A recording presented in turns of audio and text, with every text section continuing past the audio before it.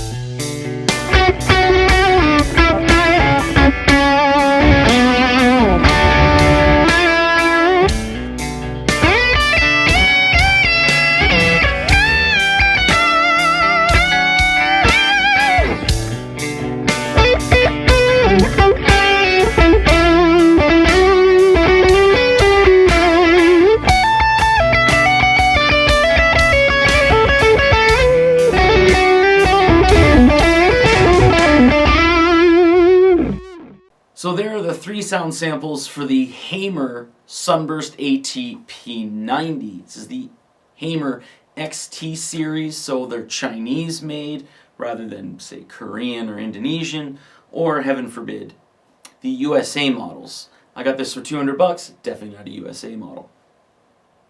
I basically got this because it was 200 bucks.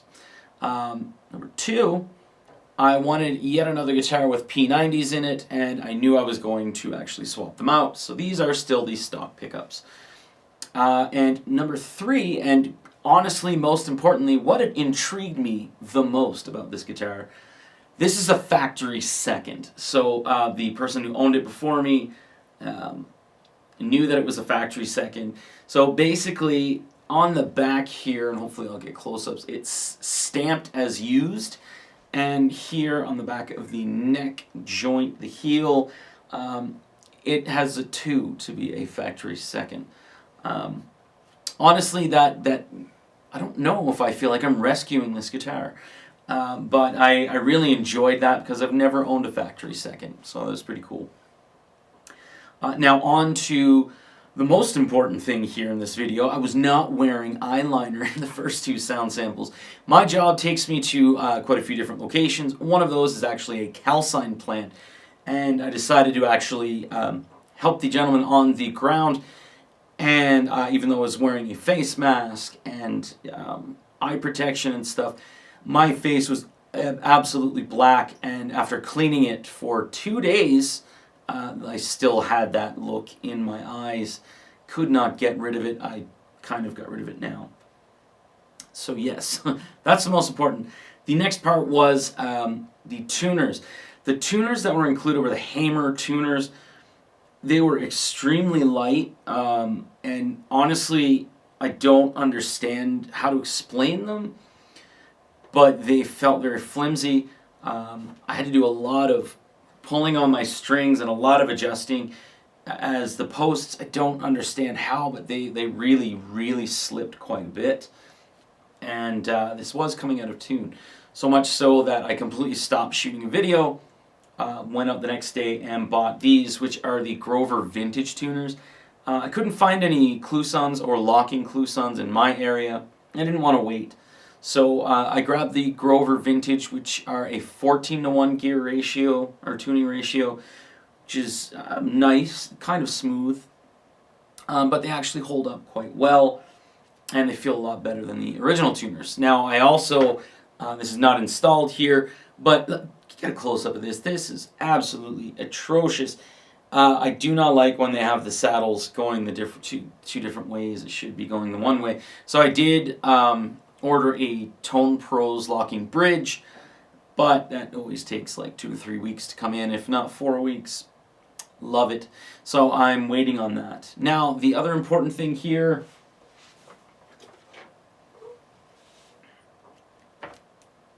this is what I got the guitar for.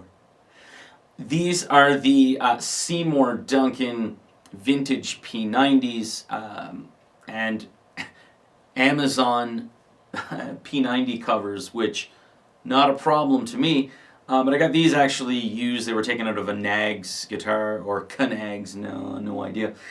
Yeah, it was between the vintage P90s or the hot P90s, and I really dug the way that the vintage P90 sounded. So there you go, I have that. Excellent. I also got an orange drop, the .47 capacitor, just because that's kind of good for P90 or single coils, and P90s fall under that category. There is a lot of debate out there whether you should be using the .47 or the .22. 47 gives a little more bass coming through when you're adjusting your tone. So, I don't know, whatever, $6, who cares? Anyway, if you are curious on how this guitar feels, because honestly, they don't make it anymore, Hamer seems like it's being passed around, whether it's, I don't know, revival or what have you. But if you are curious how the guitar actually feels, it's okay. Don't pay more than $200-300 for it. It's definitely not worth that, because you are going to want to do upgrades to it to bring it up to snuff. This one here obviously was used. It had an up bow to it, so it took me a little bit, no, not really, it took me a couple minutes or what have you to get everything readjusted. And have a little bit of a bow into it. And the bridge is really, really, really, really bugging me. It does have a little bit of movement in it, so Tone Pros will fix that. And the pickups, they sound kind of popcorny. But as for the neck feel, as with all Chinese guitars, once I restrung it, you know, I polished the fretboard here, polished the frets, added a little bit of lemon oil, but the frets were scratchy, so that means the previous owner didn't really do any polishing of the frets, which if you're buying a Chinese guitar, some of them are actually pretty good if you put some work into it and you do some upgrades.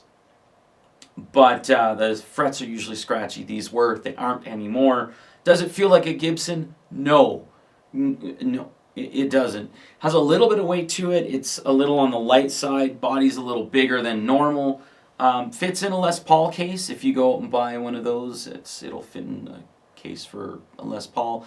But this is not this, and I didn't buy it because I thought it would be. However, really, I paid 10 times the amount of this for this.